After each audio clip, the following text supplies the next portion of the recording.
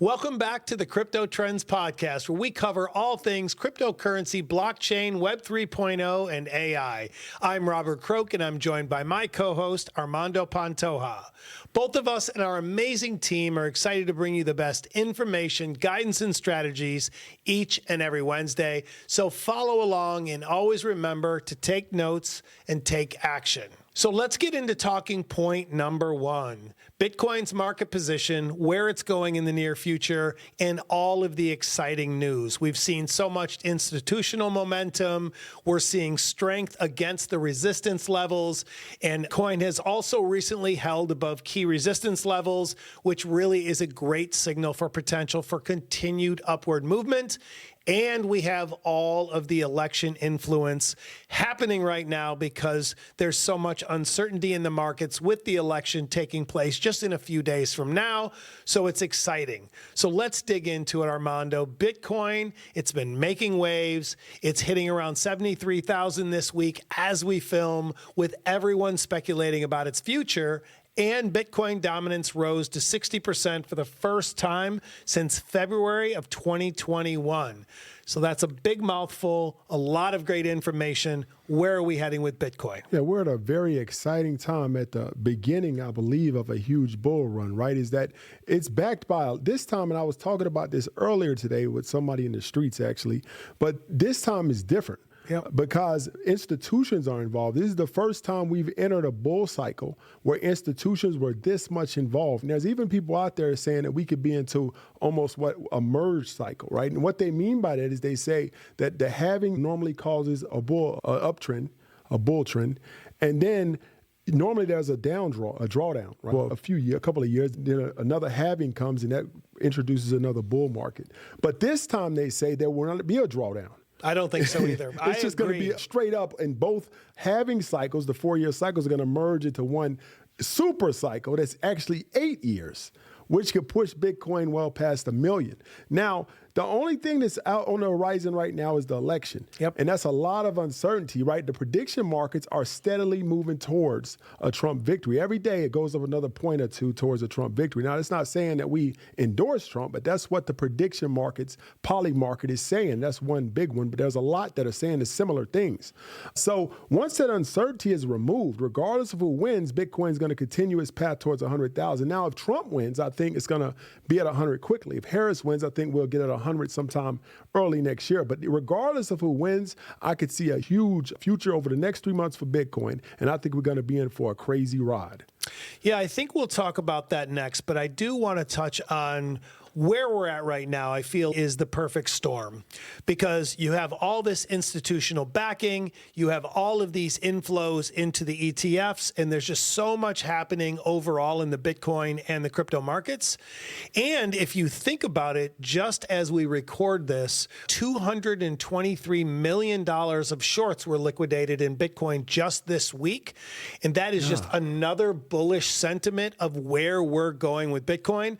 So I hope all of you have been listening along the way over the past few years as we tell you to dollar cost average in, hold yourself accountable, and just really stay on top of this, because I do believe the next 2 to 3 years are going to be life-changing money for everyone. And I agree with you totally. I don't see a reason moving forward that we will see the ups and downs anymore in these halving cycles. I just don't see a reason for it. I think we'll see slowed growth in the crypto space, in the Bitcoin space in a few years, but I think it will continue to go as we have upward buying pressure on Bitcoin and some of the altcoins moving forward. And another great thing, I'm sorry to interrupt you, but I just want to make sure people realize retail is not even in this yet. Yep, true. Like, you ask anybody, they're not even saying, nobody's talking about it. It's not all over the news. Only institutions and banks are involved right now. So that's a very positive sign of what we're going to see over the next 3, 4, even 6 months. Yeah, I agree. And like I said to you before, we're going to see Groundhog Day a lot in the near future. The people that didn't listen to us for the last 2 years, that didn't get in, are going to say 70,000 is too much, 75,000 is too much. I should have gotten in when you told us at 40,000 or 30,000 or 20,000.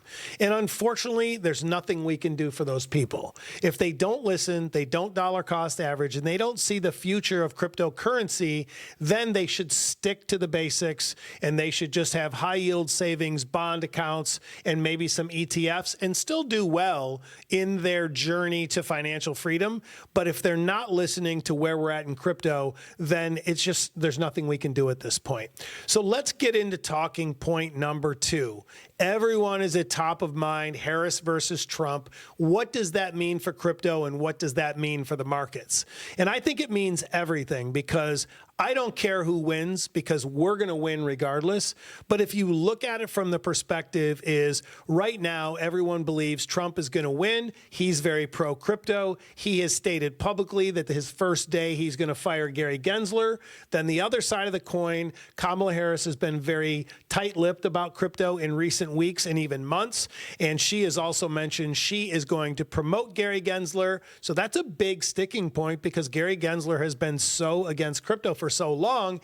And I would really hate to see all of this innovation leave the United States if Gary Gensler was given more power. So let's talk about your thoughts either way of who wins, where the crypto markets go, and what does that do for us in the near term? Gary Gensler is such a polarizing individual. Yep. And he's driven by some, like I said before, some type of hate or bias. Yep. He's not driven by the law or legality or anything like that. He's driven by this obsession with trying to stop cryptocurrency. So it's unfortunate that Harris may want to promote him, but maybe somebody will talk to her and make her see the light. He's no good for either party. He needs to be gone. Yeah. But if Harris does get elected, she did a couple of weeks ago, she said that she put together a package specifically for black men, and she said that she would offer more consumer protections against crypto within that package of plans. So, yeah, that means that regardless of what that particular plan said, it means that she's looking more towards consumer protections and tighter regulation. I think Trump is going to go more opposite of that. And these are two sides that we may need in crypto going forward. So it's hard to judge who will be the best for crypto. But if I had to just say it, I would think that Trump will be better short term. And what I mean by short term is over the next year to 4 years. I think Trump being in office would be better for cryptocurrency in particular, not better for everything else. I don't know. I'm not a crypto person, technology person. I only see it from this perspective. Whatever else you want to say, I don't want to get into any political debates. But for cryptocurrency, what this podcast is about, yes, I believe that Trump would be better for cryptocurrency. And I think that we're going to see 250, maybe even 300,000 as Trump gets in office. But also Trump, the type of person he is, and if you look at back, let's say, for example, with the real estate market, as the real estate market started to do better, Trump took credit for it and started to get the rates even lower. So I believe if Bitcoin starts to do well, Trump will start, like he did with the stock market too, he'll start to take credit for the price. Then he'll start looking for ways to increase that price and inject more capital, reduce regulations, create new laws that may be crypto friendly. He'll just throw gas on the fire. And I think that's what's going to push it to 250, 300,000. So I think it could be a positive future either way, but I just think that Trump will be better for crypto overall. Yeah, I agree with you 100%. My whole thing is, I don't care who wins, because we have the tools, we have the research, and we have the knowledge of how to make sure our listeners win. But I do feel we would see some guidance and some relief if Trump were to win. Because at the end of the day right now, the markets are still going up. Things have been great. S&P is great. NASDAQ is great. Crypto is great right now, but there's still a lot of uncertainty. And if you see the liquidations in a lot of these bond markets, some of the bigger names are sitting in cash right now, waiting to see what's going to happen. So in my opinion, it's fascinating because both outcomes have pros and cons. I believe Harris will bring some stability, while other investors investors, and I think it's baked in already, believe that Trump is going to win and it's going to be a free-for-all and the crypto markets are going to go crazy and everything's going to go to the moon. So I think both ways make sense, and I don't care who wins. I just want what's best for ourselves, our families, and our listeners. And so that's why I'm excited to get this election behind us so we can have some clear-cut path of what's next. I got a question for you. Sure. Okay, election night was a week from today, right? Yep. We're actually 6 days from today. Yep. Let's say it doesn't matter. Let's say Harris wins, Trump wins. Let's say they call it early. How do you see it affecting the price of Bitcoin or cryptocurrency or in general that night?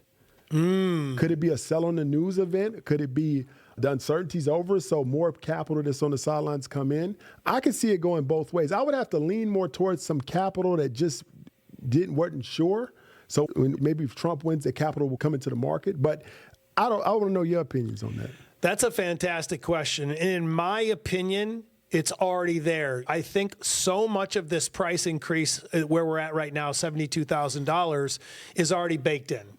People have looked at the predictive markets like Polymarket, and now Robinhood is allowing gambling and betting on the election and other outcomes. Yeah, they just announced it yesterday, which is amazing for those of you that have Robinhood accounts. With Polymarket and these other platforms, I think a lot of what is happening right now, this kind of bull run that we're in, this mini bull run, is a lot of it's baked in. So I could see people taking money off the top. So let's say Kamala Harris wins and people say, okay, we're going to see the crypto markets tank in all of this stuff that's going on. We could see a big sell-off right away that night and the coming days after it. If Trump wins, we could see the rally go and we could see an $85,000 or $90,000 Bitcoin within days. So I think it's tough to call. And I even thought about maybe you and I should go live on TikTok or Instagram while it's airing, so then we can just watch it and see it live and tell people our thoughts based on what's happening. But we'll talk about that. But so let's get into the next talking point, and that is Ethereum's journey right now. There's been so many people on the inside in the crypto space talking about how Ethereum is dead and everyone's putting their money in Solana and this and that and the other thing. But then when you look at the real news, the proof of stake transition, the DeFi and smart contract demand and everything that's happening, I just think that Ethereum does have a lot of room to move, and I'm still a believer. I got asked today in the private community if I were investing $1,000, how much would go to Ethereum and how much would go to Solana. And I told them, because I already have a big bag of Ethereum, that I would do 70% Solana and 30% Ethereum. But that wasn't the case for many years, where I've been building up on my bag of Ethereum. So walk us through where you believe the upside potential is for Ethereum and this price target that a lot of analysts are talking about, seeing Ethereum hit $6,000 in the coming months per coin. So walk us through why and what are the catalysts for that. Yeah, so 6,000 is not hard to imagine. The all-time high was 47, I think 4750, and right now it's right around 2700, and it's going up with the price of Bitcoin. And I just think that what's going to happen is that we looked at the Bitcoin dominance is at 60%, and what that Bitcoin dominance means is that the entire market of cryptocurrency, how much money is in Bitcoin of that total amount. Right now, it's 60% of all the money in every cryptocurrency is in Bitcoin. So that normally happens, and we had an episode on that. It happens at the beginning of a bull run. Yep. Bitcoin dominance tends to go up. And then once that bull run starts to take effect and retail investors come in, they say, I'm late. They start looking for other altcoins. And the institutional money and the smart money are able to anticipate that, and they pull their money out of Bitcoin and start investing in smaller altcoins before that retail rush comes in. So the Bitcoin dominance will start to go down. And once that happens, that's when we're going to see the Ethereum start to rise at a higher rate than Bitcoin. And that's when we can see Ethereum march to 4,700, and that's in striking distance of 6,000. Now, if Bitcoin continues to rise, Ethereum gets to 4,700, it can go past 6,000. 6,000, I believe, is conservative. But I can see it doing that before the end of the year. I won't say the end of the year. I say in the first quarter of 25. But I could see Ethereum passing 10,000 this entire cycle before end of 2025. And that's based on decentralized finance, NFTs, not the NFTs we remember, but a different type of NFT when dealing with real-world assets. And I could see it in the large amount of applications that use Ethereum right now for record keeping, for smart contracts, other things like that.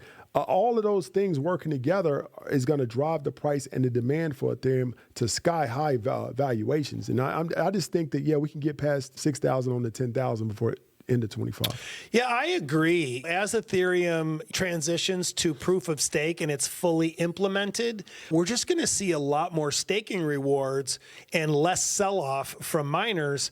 And if you really look at the grand scheme of things in cryptocurrency, for us to see a 3.5 to 4x in Ethereum, we're only going to be a 2.5x above all-time highs, which I could easily see happening with Ethereum moving forward. So I agree with you. I don't think $6,000 is out of the question. I think maybe a year ago or 8 months ago on this podcast, I said that I believed we'd see a $12,000 Ethereum in the coming 2, 3, 4 years. And I still think we will, just because there's so much being built on Ethereum. And I agree with you. And I think your timeline is spot on. I think so much of the movement we're going to see is going to be in Q1, because let's assume whoever wins the presidential election, then we're going to have a little bit of muddiness for a couple weeks. We might have some volatility in all the markets. Then we will have a clear path of what is next. And that's when the people will get out of being on the sidelines, the retail investors and the big people, these family offices that have their money sitting on the sidelines. That's when we'll start to see real movement in the altcoins and more movement in some of the AI coins and stuff like that. So I agree with you totally, and I am still a buyer and I am still bullish on Ethereum. So let's get into our last talking point today. AI tokens entering the spotlight. We've seen so much going on in AI with this data focus shift. These tokens really represent a move towards complex data-centric blockchain solutions and aligning with all the tech trends that are happening in actual AI and how they merge with blockchain. And so I think it's a really great position. And we also saw that just this week alone, the ASI merger was approved. And I'm also excited because if everyone heard, the ASI merger is now 100% approved and complete. And they also, I didn't know this was in the works, but they added into INJ into the merger. So I think this is just a powerhouse move for ASI and AI in general. So walk the listeners through. You and I have been talking about AI coins for a couple years now. I think Render and Ocean and Ajax and these coins have been big winners for ourselves and for everyone listening. And adding Injective into it, I think, is just really awesome for the future of this project. So walk us through it, and then we'll go from there. Yeah, almost a year ago, me and you were on the stock market trading floor at New York Stock Exchange, and we were being interviewed about the future of AI. This was back when there wasn't a lot of excitement. People weren't talking about it. And there's 4 things we predicted. One, you predicted that we would be at 75, right around the halving, which we hit right under. So I think we touched 75, so you're right about that. The second thing we predicted was that AI tokens would be a big narrative in this bull cycle, which is happening right now. The third thing we predicted is that Bitcoin would be at 100,000 before the end of the year. And the last thing we predicted was 250 at the top of the cycle. So 2 of the things have already come true. Yeah, and I think the other 2 are going to happen as well. So we'll see how good we are. Yeah, if people are just following this, and another thing is MicroStrategy. We called out last week. If you would have done what we said last week, you'd be up 200 or 300% right now. Yeah. So the key to success in crypto is watching this podcast. And I hate to say it, I don't want to brag, but it's true. Is that we've been calling these things out for the last year, and a lot of this stuff has come true. So it's very imperative that you watch this podcast over the next 6 months, because this is when most of the, what's the word? Most of the wealth will be made. Okay. Because this is when most of the wealth is going to be made in this particular crypto cycle. It's very important to stay on top of it from this point on. After the election is almost a line in the sand, and afterward it's going to be completely different than what it was before. And especially with AI tokens. AI tokens are going to ride the wave of AI. And me and you both, go back to AI in general, the way I met you is that me and you both caught out NVIDIA almost 2.5 years ago. Yep. And you were the only other person I knew that said NVIDIA was going to go up. Now everybody everybody takes credit for it. Of course. But you were the only person out of everybody I knew and followed. You were the only person that said NVIDIA was going to go up. At the time, I think it was around $80. Yeah. So that's how we became friends. But we understood the impact that AI had on society, and we also understand that impact will extend into cryptocurrency. And that's what we're seeing right now with ASI, AI smart-driven contracts, using AI to not only do better, more efficient things in cryptocurrency, but they're also using AI to mine crypto better, to check electricity rates, to optimize the machines. And there's certain companies out there that are mining at almost 100% more efficiency than companies that don't use AI. AI is going to be in this cycle. AI tokens are going to solidify their position in the crypto market in this particular, similar to what ICOs were in 2017. I think it's going to be where all the hype comes in. And I think AI tokens are going to be the center of that hype. And I think that's what everybody's going to be talking about in 2025 when it comes to crypto. Yeah, I think as we see the integration of AI cryptos in the blockchain and related to AI when we're looking at stocks, humanoid robotics, and the future of AI in general, I just don't agree with most of these naysayers that we're in a bubble or we're near the end or they're at all-time highs. I don't think it matters. No. It is believed that NVIDIA alone will double its revenue in the next 4 or 5 years, and I believe it and think it will happen. And with that comes those large profit margins. And there is so much room to grow in AI, blockchain, and AI-related cryptocurrencies that I still believe it's a great sector to be in.